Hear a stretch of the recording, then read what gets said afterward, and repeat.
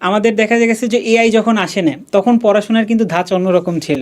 AI আসার পর কিন্তু এখন অন্যরকম ধাঁচ হয়ে গেছে। আমি একটা স্টুডেন্টকে দেখলাম যে আমি ওকে একটা হার্ড কোশ্চেন দিছি, তো ও করলো কি ওই হার্ড কোশ্চেনটা আবার এআইতে দিয়া বলছে কি এইরকম হার্ড কোশ্চেন এইরকম বিদেশে কোন কোন বইতে আছে এরকম কিছু বের করে দাও। আচ্ছা তো ওই রকম কিন্তু কয়েকটা বের করে দিয়েছে, 4টা 5টা সলভ করার পর ওকে যখন আমি ওই ফর্মুলার কিছু দিই ও কিন্তু সুন্দর মতো ধরতে পারে। মানে আমাদের তো আচ্ছা অঙ্কগুলো এরকমই থাকে তাই না, ফর্মুলার হ্যাঁ হ্যাঁ ভ্যালুগুলো বোঝা যায় কিনা।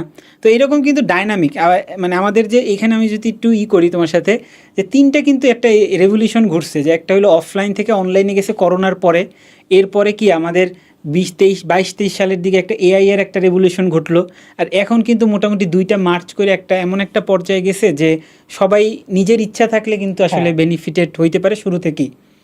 আরেকটা জিনিস একটু যে অনেকে বলে যে শুরু থেকে যদি অ্যানালাইসিসটা হলো যে আগে করা থেকে যায় হ্যাঁ জানা যায়, যেমন অ্যানালাইসিসটা আসলে কি যে বাজারের বইগুলোতে তো অ্যানালাইসিস এগুলা থাকেই তাই না, থাকে থাকে সবগুলোর বইতেই এরকম অ্যানালাইসিস আছে, কিন্তু আমাকে অনেক সময় এরকম বলে যে নিজে থেকে অ্যানালাইসিস করলে ওইটা করলে তোমার বেটার মাথায় ভালো মতো থাকে। হ্যাঁ ধরো হ্যাঁ তুমি একবার একটা প্রশ্ন দেখছো যে 11 সালে আসছে, ওইটা আবার তুমি যখন নিজে থেকে দেখবা 13 সালেও আসছে, ওইটা একদম মাথায় গাইতে থাকে। কিন্তু কোনো একটা বইতে যদি এরকম লেখা থাকে লেখা থাকে হয়তো তুমি ওটা অতটা মাথায় থাকবে মাথায় না থাকবে না তাই হ্যাঁ না।